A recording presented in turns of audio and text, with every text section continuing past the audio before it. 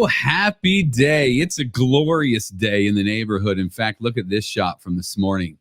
I was taking Koa for our morning walk around the park and along the river, and the sun was just peeking over Mount Olympus, and it just gave the most amazing shot out the backyard. Wasn't that amazing? So I posted today, good morning from my backyard to yours. It's a glorious day. Can you feel it? And I hope you can feel it. I hope you can feel the goodness that we're going to bring to you in today's episode here on Coz TV and on the Coz Green audio experience, however you're joining us today. I'm excited about this episode. We're going to talk about a very important topic, and that's your personal worthiness. Have you ever thought, well, I'm not worthy of life's greatest blessings? I don't know whoever convinced you of that, whoever brought you down to the guilt and shame that somehow you're just not worthy of what life has to offer and all the goodness and the abundance that life has to offer. I know I experienced that throughout my life. And then there came a point where I was done being a people pleaser, right? And we become people pleasers because of traumatizing events and then the trauma we put ourselves through. Because trauma is not what someone does to us. Trauma is the experience that we have with ourselves in dealing with a traumatizing experience. And so once I recognized that and said, okay, I'm done being a people pleaser, doesn't mean I turned into a jerk, I hope, but it just meant that I was not living my life for others, that I was living on purpose. I was being authentic. I was in integrity for me, for my purposes, and not just trying to make everybody else happy. Because if you're trying to be everything to everybody, you'll be nothing to nobody. So it's all about your authentic self. And today we're going to talk about your authentic self, and we're going to talk about your personal worthiness, because I do believe that just because you're alive, that you're a human being on earth in this time, in this place, you're worthy of whatever the universe wants to bless you with. And so I'm excited to introduce you to a friend of mine who's an amazing guest on this topic. She's one of the stars of the TV show Sister Wives that you see on TLC, and she's the founder of the Worthy Up movement. Help welcome my friend to the program, Meri Brown. Meri, thanks for joining us on the program today. Thank you for inviting me. I really appreciate it. Well, I could have given this big, elaborate, introduction and read all your bullet points and everything, but all we have to say is Meri Brown, the sister wife and the founder of Worthy Up, and I think that's enough. Well, to get to know I mean, it's a lot, and it's good. Well, you're a lot to handle. So we've spent some time together. We've gone to the dog park with Zona and Koa, and we've gotten to know each other. And you're a great soul. And what amazed me, if I can be so candid, we had a conversation a week or so ago, and you still sometimes say, geez, but the haters hate. And I hate when they say this on social media or this or that. And I know it still can affect us. And I'm not saying that I want for us to learn how to have Teflon, that you're so worthy that nothing penetrates that and you never worry about what people think. Mm-hmm. But I think it's just natural that we just wonder if we're good enough. Most people I've run into, I don't care what station in life they're in, they just don't think they're worthy, and they don't think they're worthy of life's greatest blessing. So let's know a little bit more about you, where you came from, your backstory, and a little bit about Sister Wives and what's going on there. Okay. So how far back do you want to go? You know what? Whatever you're comfortable with, Meri. Whatever you're comfortable with. I was born in California. I was raised in Utah, and I was raised hiding because I grew up in a plural family, and my mom taught me homeschool. And back in the 70s, that was not the thing to do. It was the homeschool movement, right? So because of those two things, I grew up hiding, and I had to learn to not hide. Took me a long time to figure that part out, because because growing up in a plural family and then marrying into a plural family, I was the first of 4 wives, and it's especially in Utah, it's kind of not the thing to do. You know what I mean? And so I kind of had to spend a lot of my life hiding until we got a TV show, and then there was no more hiding. So, uh, No, there was no hiding at all there. nope, nope, no hiding there. So, yeah. So when you got the show, you were living in Lehigh at the time. In fact, I think I was actually in line behind you once at the Walmart over there at the Oh, Met. that's funny. Yeah, I remember. That's when I lived in Lehigh. You lived in Lehigh, and then you moved the family to Vegas. So move us forward to you shot the show in Vegas. You had how many seasons? Give us a Yep. couple. Give us a We feel of what it was like to Yeah, shoot we the show. started while we were living in Lehigh, and Utah didn't like the fact that we were openly polygamous. They are totally fine with polygamous. Well, maybe not totally fine, but it's okay to be a polygamous family while you're hiding. So just don't poke your head up and say, "Hey, here I am, and this is who I am." As long as you're hiding and don't make a big show of it, like a TV show, then it's okay. So they kind of came after us legally, and so we left. We moved to Las Vegas, and so we lived there for quite a while, and then we moved to Flagstaff, Arizona. And yeah, the show's been going for about 12 years now, 18 seasons, and it's still going. I'm not quite sure how they can call it Sister Wives anymore, though, because You're not though. So tell us a there little are bit no about Sister that. Wives anymore. Okay, so bring the audience up to date. You're not sister wives anymore. No, What is that? I guess you could call it kind of a mass exodus, um, because I am currently not married, and neither are two of the other wives in the family. So there are no sister wives anymore, but we still have the show. So I think people like to see what's going on with us now.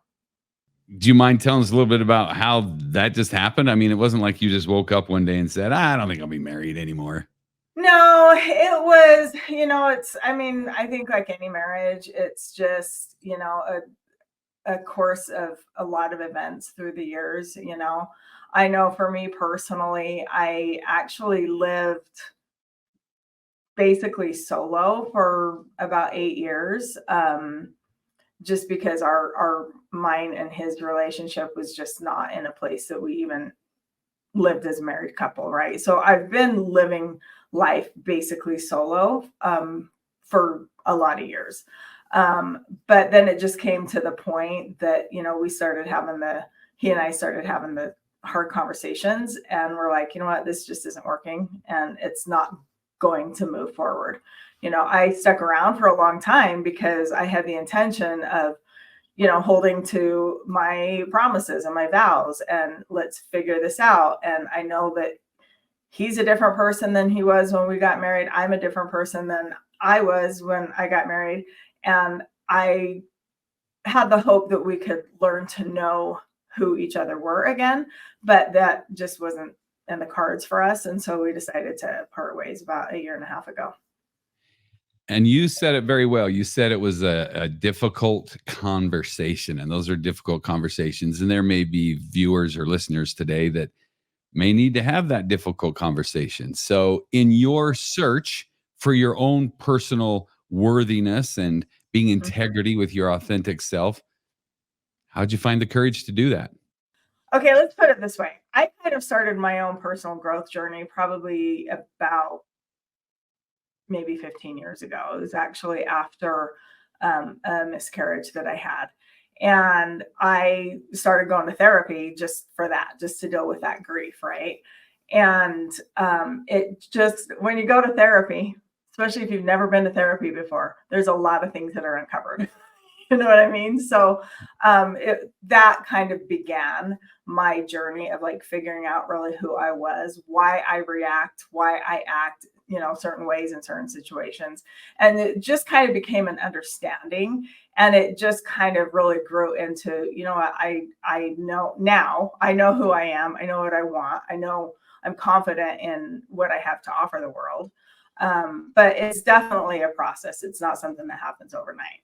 So, as you were starting to uncover your authentic self and you became more you, do you find that then basically you and Cody did grow apart and that was really what happened? I think that our paths, I think we just had different values, and not in a bad way. I'm not saying that, my values are good and his are bad or anything like that.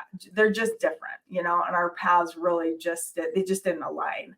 And for me, it's really, really important to be in a place of alignment with whatever it is, whether it's a romantic relationship or a personal, like a friendship or a business relationship. You have to be in alignment, because if you're not in alignment with who you are and the world around you, the people around you, like, it just doesn't work. You can't be your authentic self. And I recognize that.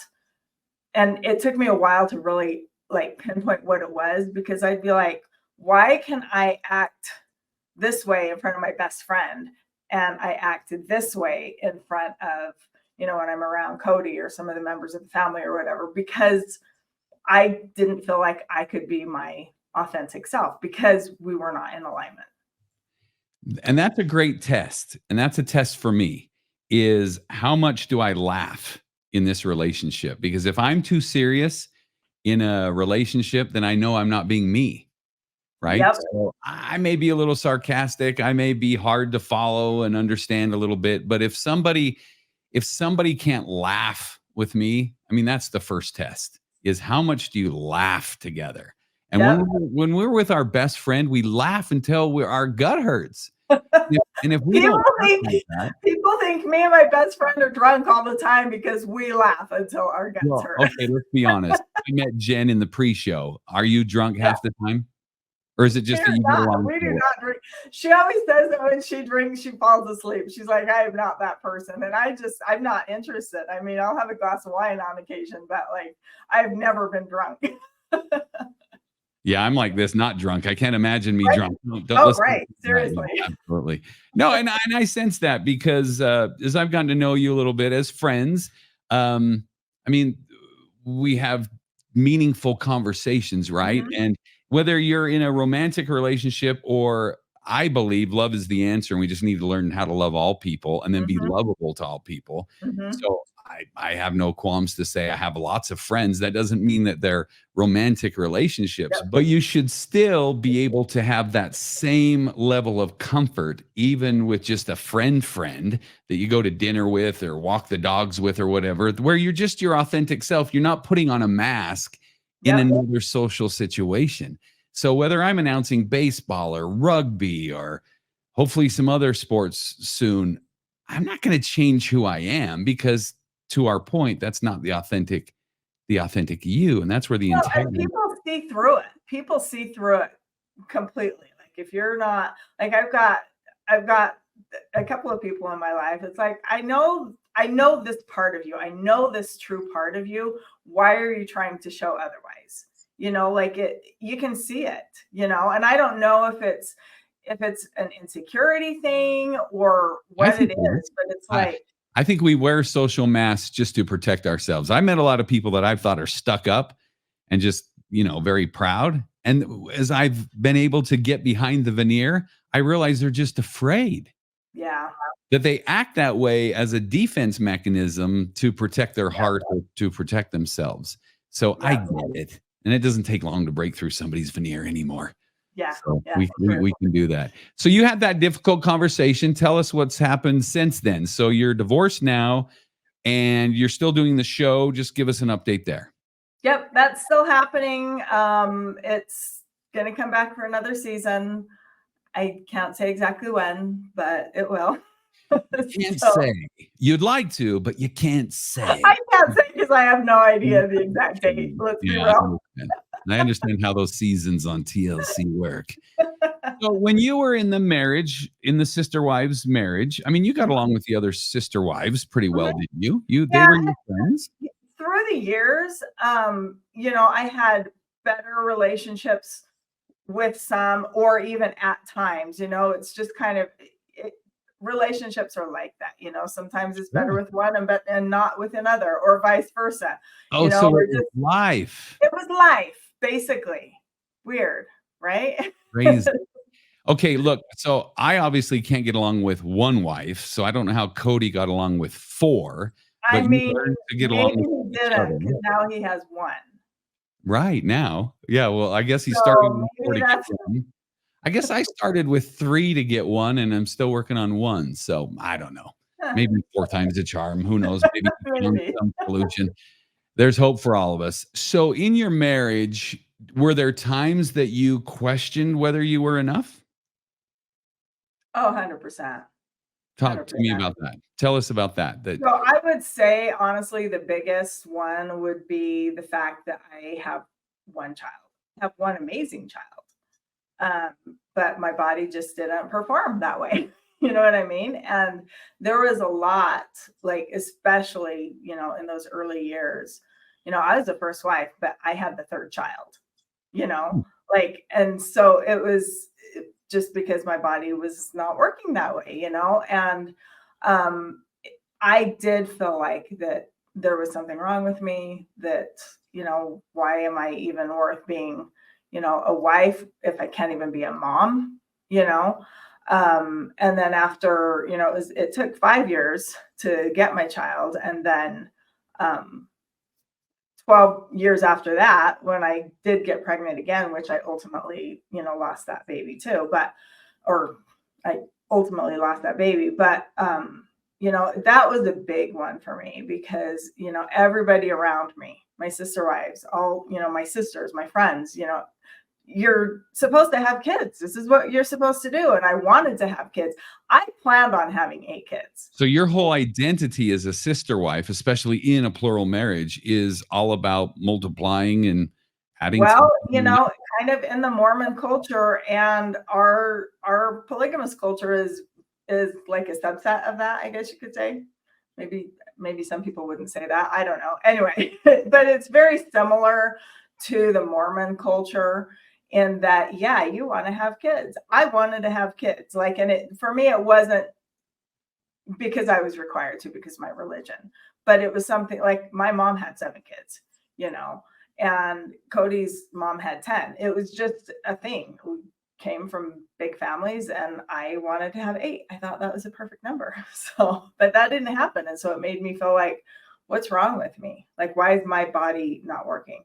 And how did that affect you? How did that affect your performance and everything you did that, you know what? My mission here is to be a mom and I can't have 8 kids. I felt like I wasn't worth taking up the space in the world that I was taking. Um, because I wasn't doing what I thought I was supposed to be doing. My body wasn't doing what I thought that it was supposed to do. So it was definitely some hard years, and I did not act my best. Like I would have my little temper tantrums. You know what I mean? Like every month, temper tantrum. You know what I mean? It's like, what is wrong with me? So yeah, that was a hard time. So where does the Worthy Up movement come from? Where did that originate from? And tell us more about what you started and what's happening with that. Okay. Worthy Up, the name Worthy Up, um, came to me when I was up in the mountains in my favorite my favorite place. I just love to be up in the mountains, and it's where like peace and calm comes to me. And I had a weekend up there, and that's where the name Worthy Up was created. But I had the feeling and the impulse and, kind of like the vision of it many years prior. It was when I was in a really, really dark place and I wasn't ready at that time, but I knew like there was just like this knowing in me that something was going to happen sometime. Like I have stories to share with the world that could be impactful, and I didn't at that time feel worthy of doing it, but I knew that there was something that I needed to share with the world. So I've kind of been on the journey. I needed to worthy up myself so that I could actually bring this to the world. So what does that mean to you though, to worthy up? Because that's kind of a Meri Brown term. And there's a lot Yeah. of people talking about I am enough and I am worthy and all that. So specifically, what does worthy up mean to you? Worthy up to me really just means that we all have that worth in ourselves. It's innate, like it is there. I do not need your permission or the world's permission or anybody's permission. It's not negotiable. Hmm. My worth is not negotiable. However, that doesn't mean that I don't need to be reminded of it once in a while. I think we all need to be reminded. I think that there's times in all of our lives that we're like, hold on, I'm not feeling it. I don't feel worthy, and we really just need to be reminded. So that's kind of what this movement is all about.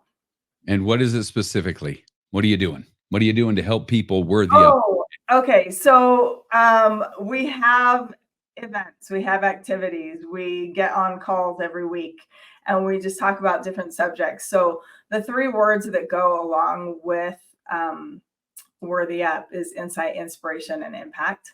Those are like my favorite words. I just really believe that if once we have a little bit of insight into ourselves, we can become an inspiration and then make an impact on the world around us. So like those are just really important words to me. We have a word of the month that we kind of focus on, and I have guest speakers come in and help us out and share their wisdom, because I don't have it all, but I have connections with people who have more wisdom than I do. You know what I mean? So I'm going to share that because I don't have all the answers. All I'm here to do is share my experiences, because I think that I've had some experiences that might be able to inspire some people. I believe you have, and it's our responsibility. I think it's a sacred responsibility that when we get that calling, whatever that is, that we realize it's not about us, and that we Mm-hmm. step up, we put the ego aside, and we Yep. do it.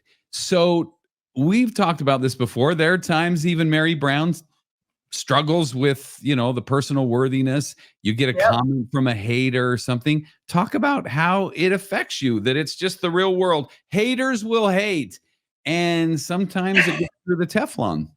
I don't understand why people want to hate so much. It takes so much energy and you don't feel happy. You know what I You mean mean? not Like, everybody's a fan of yours?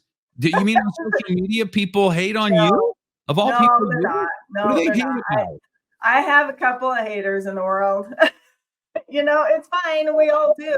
So your message, Coz, is all about love. Like, and I love that. Like, why can't we all just love? It makes you feel better, right?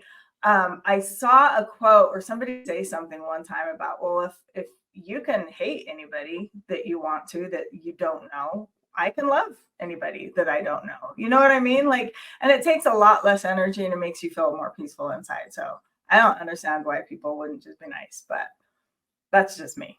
But you have real haters, and I've read some of the comments on your social media, and Oh, you've gone away. you've gone down the rabbit hole, have you?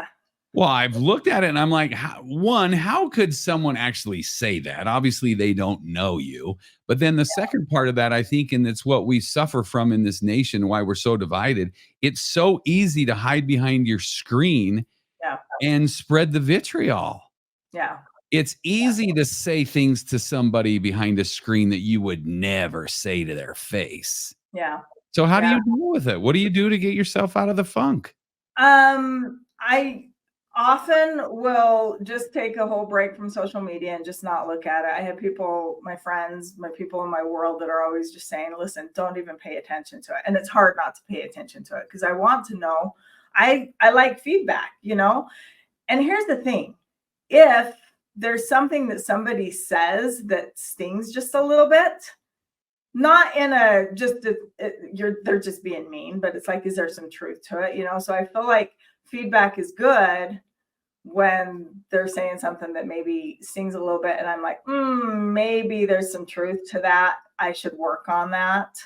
But then when you see the ones that are just plain hateful, that's really hard. That's really, really hard. And sometimes I just have to take a complete break from social media. I need to go up in the mountains. I need to, just call my best friend and just be like, let's talk about this. You know what I mean? Like, you have to really take the time. The thing that I've learned though is not to just sit and ruminate about it. Because if I just sit and think about it, that builds it and it makes it worse. If I actually write it out or talk about it, that processes it through me rather than just sitting and thinking and keeping it in my brain. I need to get it out. So you have to find a safe place and a safe person to get it out to. My best friend, she's the best person to do it, or just writing it out. I can't just keep it in me. But to your point, you can only take so much, right? It's a mental diet of those kinds of comments. So you have to limit your portions of the hate. Yeah, I do. And that's why I don't get on social media. And look, I will make a post a lot of times. Like if you look through my social media, you'll see that I made a post and there's no responses back. Everybody says you should talk back and you should interact and stuff like that. It's like, I don't want to interact because when I interact, I see that stuff and I don't want to see it. So I just avoid it. Like, why would I put myself in a place that's going to cause me pain? And so I don't. Good for you.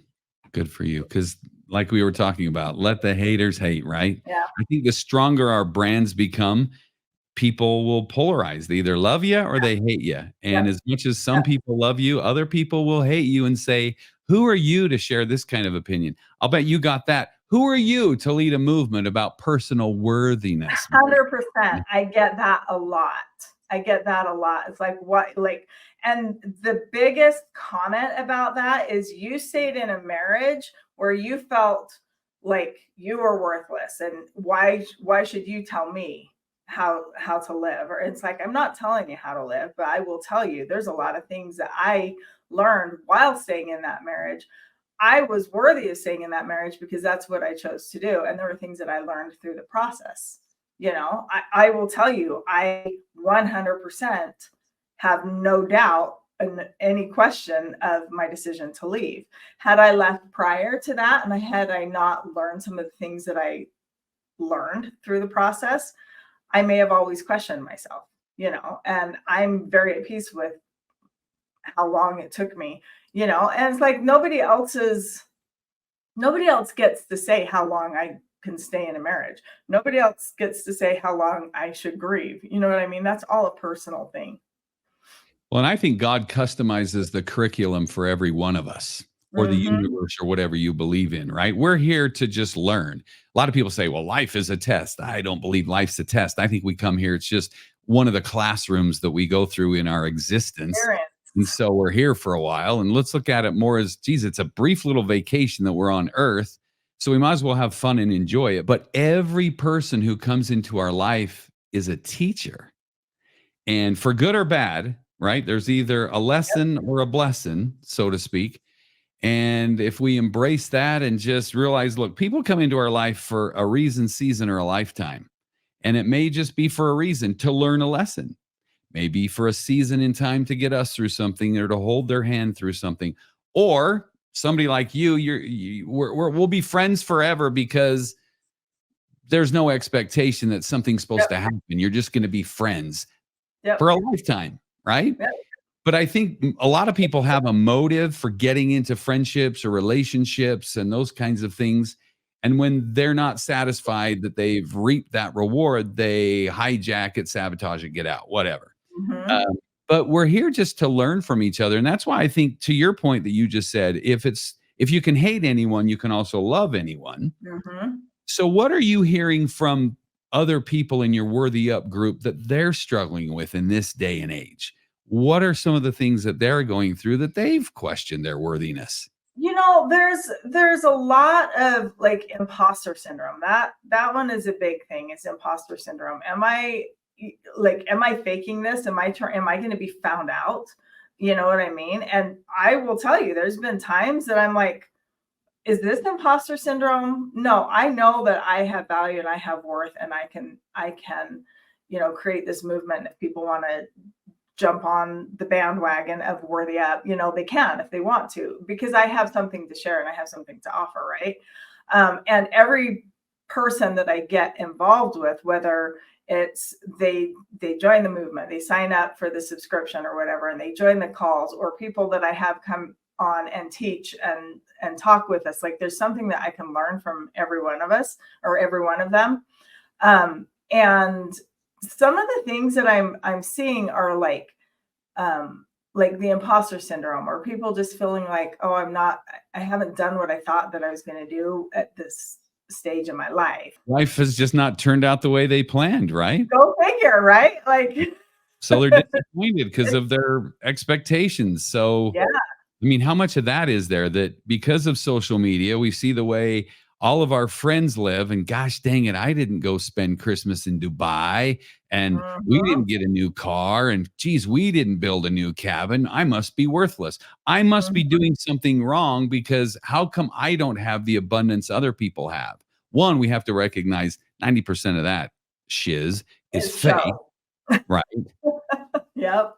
And two, why am I comparing myself to them? Because my journey's specific and unique to me. It's my life and they have their life. They have their journey. Yep. So Yep. how are you Yep. And helping other women with that? well, I think that that is really, oh, and just FYI, it's not just women. Oh, People tell us ask about me, that then. no, no, I'm no, here. no, no, no, I'm in no. the Worthy Up movement. Here I am. No, worthy up is something that everybody needs in their lives. Because I don't care if you're man, woman, or otherwise. Like, everybody is welcome because everybody needs to feel that, right?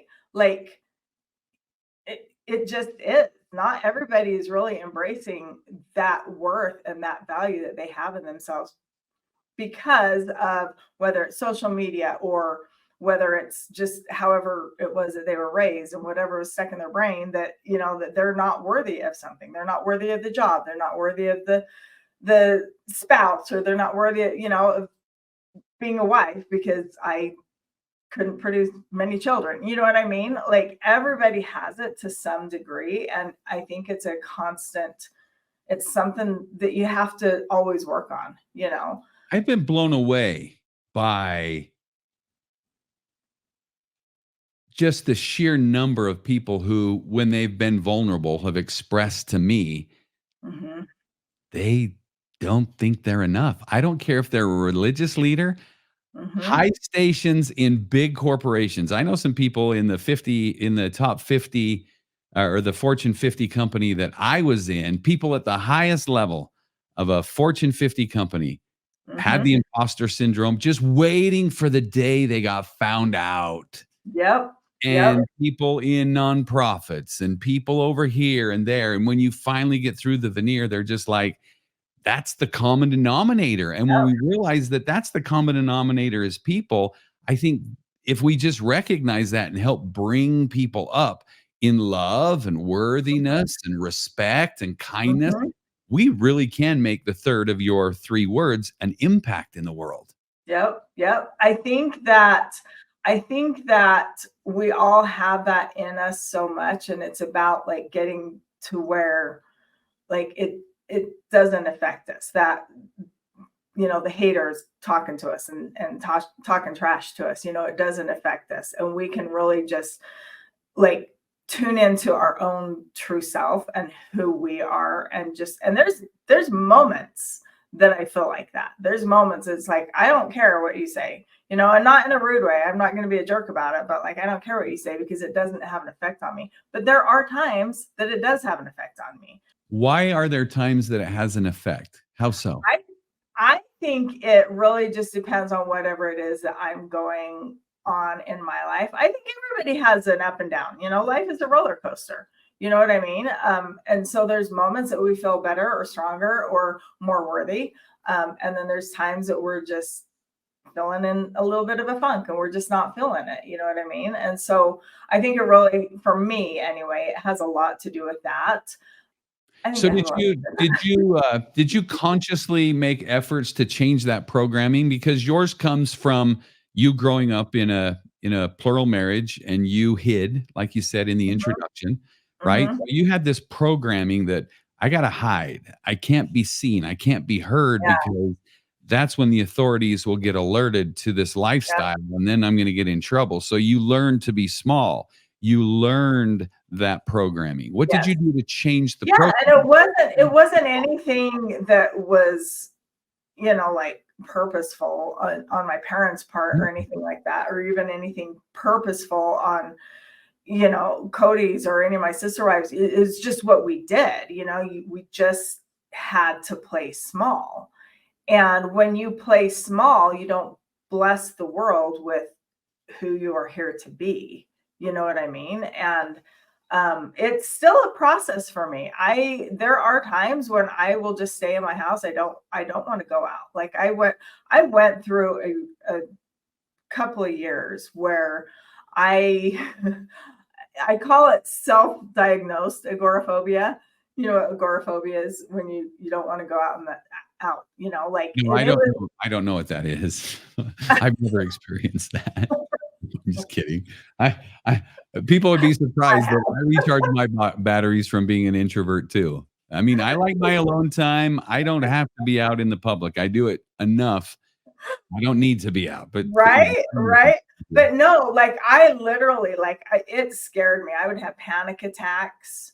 I remember being in an airport one time, and I was with Cody, and somebody who he knew from like high school or something like that came up to him and was talking to him, and I was like having this panic attack of somebody talking to us. You know what I mean? Like, but I wouldn't even go out of my house unless I really had to go buy groceries. I would have condiments in the door of my refrigerator. You know what I mean? Before I would go out, I did not want to go out. Like it scared me. I would have panic attacks, and I just hid, and I knew that I needed to come out of that somehow. And so it was just kind of this process of like, what's going on? What is it like really feeling into like my emotion and what it is that I'm feeling so that I can like identify and work through it, you know, like, but I had to really identify it. I think that that's the big key. If you don't really look at yourself and are honest with yourself and what that emotion is or what that feeling is or what pain it is you're feeling or anger or whatever it is, you can't work through it if you don't identify it. So it's really hard to look in the mirror at yourself and be like, that's something that I have to work on and let's figure it out. So you're saying you have to attack that head on, because I would agree, whatever we resist persists. So if we think we're just going to sweep it under the rug, it's not going to go away. It's going to come back like multiplied. It's like that movie Arachnophobia. They just kept you and your phobias. I don't know. Evidently, I have a whole bunch of phobias today. Well, I'm glad you don't have a fear of talking with me on camera. I'm glad you were able to do that. Isn't that interesting though? Because I'm sure people say that to you. Heck, you've 18 seasons of Sister Wives, 12 years. You've been doing this a long time. But every day, to your point, is a new day, and you just have to deal with your struggles and put on your face and come on camera every day. And I do have to put my face on before I do that. Yeah, we had a little pre-show, and Meri wasn't ready, so Jen set up the camera and everything. And she goes, "I'll be back." I remember growing up, my grandma would always say, "We can't go to Disneyland until I put my face on." And now I understand what she was talking about. It's funny, yeah. In the pre-show, all I saw was I didn't see from here up because Meri's like, "I'm not getting on camera until I'm ready." Nope, not yet. Yeah, whatever those people at TLC make, it's not enough to have to deal with Meri. This is true. No, that's good. I'm glad we can laugh about that. So let's talk about an event that's coming up in Utah in August. Yes. Let's talk about the details of that. Okay, Unleashed. This is a Worthy Up symposium, and I am so excited about this. I came up with the word unleash because I just know that there is so much within us that we're just holding hostage. We're holding it hostage to ourselves, and we need to unleash it. There's so much power, and so much we have in us that the world needs to see. We need to live outside of ourselves instead of inside of ourselves, and so that's kind of what that's my vision for Unleashed. I'm super excited about it. Tell us about your some amazing speakers there too, including. Well, you've got 4 amazing speakers, and then a guy that's got a face for radio. I mean, stop it. Talk about the speakers. Okay, the speakers. All right, first we have Tanner Harmon. Tanner is a good friend of mine. He is a social media strategist, and he is a musician, and he is super funny. And He is so like insightful, and he's a very engaging speaker. He's actually got a couple of businesses where he helps other small business owners build their businesses through social media and otherwise, so he's pretty amazing. Amber Malin, she is a beautiful, beautiful soul inside and out. I absolutely love her. She has this amazing story of resiliency. I tell you, that woman has gone through so many things that no human, I think, should have to go through. And she does it with that beautiful smile on her face, always. Like I say often, it's like, I don't know why she has the things given to her in her life that she has, but she comes through it with such grace and beauty. She just amazes me. Robin Brock is a new friend of mine. I love her. I saw her speak recently, and I'm like, I need to know her. I need to be her friend. And I'm bringing her to Unleashed. And so when I invited her, she's like, heck yeah. Like she and I tell you, like we vibe. I mean, like she is amazing. She's an inspirational speaker and an expansion strategist. She's been a keynote speaker around the country. She's been involved in pageantry a lot in her adult life, and she just has this beautiful story. She's an amazing soul, and like we get each other. Like she's amazing. And then there's the amazing Coz Green. I'm so honored that you're going to come and speak to my pleasure. Has nothing to do with me. I'm so excited. Listen, this whole lineup, I'm so excited about. Like when I was planning it, I was like, oh my gosh, who am I going to get to speak, and what are they going to speak about, and how's this going to work? And as I've gone through the process, and I've thought of different people here and there, and I'm like, oh, that one doesn't fit. That one doesn't fit. And I've just really, really have tried to just fill into what this event needs to be. And I knew that the right people would come into my life and appear and be ready for this situation. And I feel like the people who are ready to hear it will be there as well. I'm really, I don't know. I'm just kind of all vibing with the whole thing. And I'm so excited about it. Glad you did. And thank you for the invitation. And just to let our viewers and listeners know, my topic will be perfectly imperfect. I think we should celebrate our differences, and we should celebrate that we're not perfect. And I think that's where these personal worthiness questions come from, because whether it's imposed by someone else or yourself, you think you need to be perfect. Anything less than perfection is personal unworthiness, and that's just a load of horse hockey. So we're going to talk about that it's totally fine to be imperfect, and it's perfect to be imperfect. So we're gonna talk about where that comes from, and then specifically some strategies and tactics of how do you deal with that. Because it's one thing to recognize that, like we talked about, whatever you resist persists, but how do you overcome that? So that's what I'm going to spend my time on too, as well, is we're going to tee up where it comes from, but then how do we deal with it? Because where did it come from? How do we change that programming so we're totally okay being flawed? Because that's where our beauty comes from. That's where our uniqueness comes from, is because we've been beat up, because we've made mistakes. We seem to think that because we've done stupid, brainless, wicked things, we're no good, and so then just throw in the towel. No, it's because of those experiences, even decisions you may have made in the past that weren't great decisions and led to a lot of heartache and pain. That's tempered you and put you through the refiner's fire so that you can now make a greater impact on the world, because you can now empathize with other people. Yeah. If you didn't have those experiences, you wouldn't be who you are today. If I didn't have so many of the experiences that I've had, I wouldn't be who I am. If I didn't stick around in a marriage that outsiders thought that I shouldn't be in, I wouldn't have the knowledge and the wisdom, or just be the human that I am today. Like I know that. And those experiences are totally who build us, or what builds us. And be grateful for that, right? Yep. So one of the expressions of gratitude is love. Love is the byproduct of gratitude. We have to be grateful for those experiences that we went through because many of them we put ourselves through. So Mhm. we have to recognize that those were lessons. And I can't remember who said it this week, but somebody said that's a lesson or a blessing. And I thought, yeah, we Utahns dropped the G in their sentences. So Yes. Yes. lesson and lesson. So yeah, we should just be grateful for everything that has come our way. And I was on Yep. a podcast yesterday, and it specifically was focused towards men.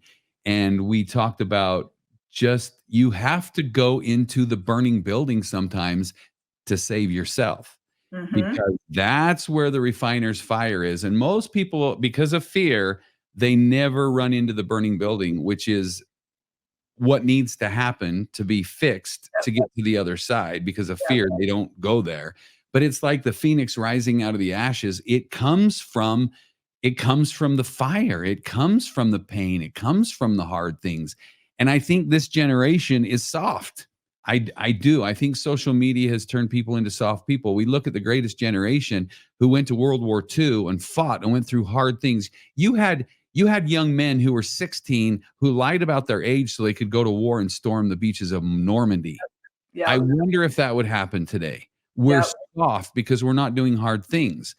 We need to do hard things. And part of Unleashed is to recognize as well that there may be great things in your future, but you have to unleash that, which means you may have to go through some difficulties. You may have to go through or get out of a relationship or make some changes in your life. You're stuck in a job that you absolutely hate because that's just what you need to do for your family right now or whatever. There's a million scenarios of changes you need to make and most people don't make those changes out of fear. And I say Mhm. fear is fantasized experience appearing real. It's not real. It's just movies we make up in our head. Right. But all of the great abundance that we're talking about is on the other side of fear.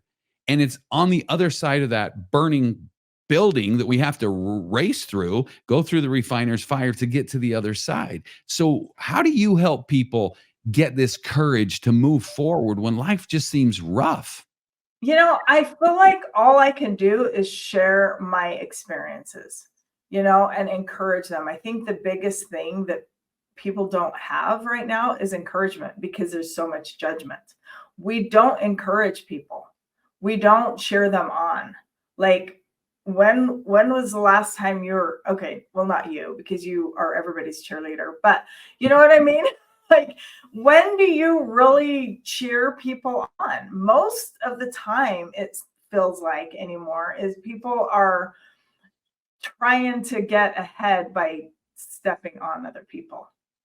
You know what I mean? And it's like, no, there is room for all of us to succeed. Like we can cheer each other on. We can share each other out into the world through social media, through things like this. You know what I mean? Like nobody's getting left behind when we cheer each other on. And I think that's like such a big thing these days that people just think that in order to get ahead, they have to put somebody else down.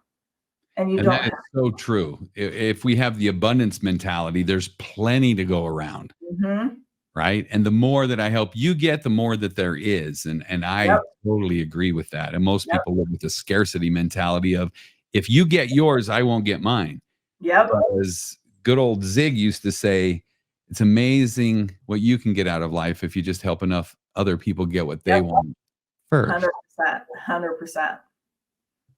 Yeah, and that's part of that gratitude, and that's part of the change that has to happen in your heart, and as you help others succeed and lift, give us your 3 words again. Insight, inspiration, and impact. Insight, inspiration, and impact. Mhm. I love that. I love that. Yeah. And we're all here to make an impact. And I think some people think, I lead a movement, you lead a movement, the Be More Elfish movement, the Worthy Up movement, and people say, well, who am I? I'm not going to affect millions of people. All you have to do is realize, one, impact yourself. So Yep. hopefully you're raising yourself up to be your best self. But Yep. every day, maybe it's just one person. Yes, I would like to affect millions throughout the world, and I know you do too. Mhm. but never discount the power of just one person today. It You just can starts lift with and one. inspire. Yeah, it just starts with one. Like I always say, if you don't feel like you can impact the world, then just impact the world around you. Like if you can just impact, you know, your family member or your friend or whatever, because then it's just going to have this ripple effect, you know? And so just keep it going because it's just going to keep rippling out, you know? It certainly does. The Worthy Up Unleashed event also has a VIP ticket available. Just talk Yes. about that just for a Yes. moment. The VIP ticket is going to be kind of fun because of course you get special seating and an extra couple of gifts. I just love to give gifts. So the VIPs do get an extra special gift, but also later on in the evening after the event, you get to come do dinner with the 5 of us speakers. So you get to get some close to one-on-one time with the 5 speakers and ask more questions and get a little bit more involved with us that way. So that'll be awesome and super fun. Give us more details. Where do we go and what Okay. we expect when we get to the website? Okay. Worthyup.com is where you're going to go and register for the event. And then it's going to be on Saturday, August 24th in Lehi, Utah. Specific details on the location after you sign up. But it will be in Lehi, Utah, and it'll be at 11 a.m. And it'll last about 3 to 4 hours. Yeah, because I'm there and because it's part of that witness protection program, it has to be an undisclosed location. Undisclosed. Until you enroll. I'm sorry. Until you enroll, we can't tell you where it is. Because frankly, the paparazzi gets out of control when both Meri and I are at exactly the same place. This is true. We can't tell people on the down low a little bit. A little bit. So if you pay the money and buy a ticket, then you can show up with the paparazzi outside. It's a crazy world we live in, but I get it. This is true. Listen, Lehi's not that big. So, I mean, it's growing, but it used to be tiny, but Lehi's happening there. Oh my gosh. Slopes and everything. I lived in Lehigh. Now it's like, oh, there's another street that they just added into the GPS system. Yeah. It'll be quite an event. So I want to invite those watching and listening to this as well. Again, that's Saturday, August 24th. Go to Worthy Up, and then you'll click the little button that says experiences, and that will take you to the enrollment. You'll see the general seating as well as the VIP option. Seating is very limited for the VIP experience. So don't think there's hundreds of tickets for that. Because we're keeping that a very small. Because I think for dinner, you only have 12 people at a table at Golden Corral anyway. So it's got to stay small. No, I'm just kidding. We gotta keep that Golden Corral. We'll do more than Golden Corral. Absolutely. For sure. So Meri, it's an absolute pleasure sharing these few minutes with you, talking about who you are. I hope our viewers and listeners have gotten to know you a little bit better. I just want you to know I've appreciated our friendship, and I see it as one of those that will certainly be one of those lifetime things that, because we just get people. You want to be a cheerleader. I just want to love people. There was, plus our dogs played along pretty well together. So the dogs like each other. So if two people's dogs can get together, that's how you know that you can be friends. Because we can't be friends if you don't get along with Koa. So I mean, Zona is a very good judge of character. So like if she barks at you, then I probably won't talk to you again. That's why I think people should have dogs and meet at dog parks, because the dogs can be a great qualifier. I'm excited for the Worthy Up Unleashed event again on August 24th. Go to worthyup.com, click the button to experiences. And Meri, I look forward to seeing you in a couple of weeks. I look forward to it as well. Thank you so much, Coz. Thanks for having me. Have a great day. Thank you.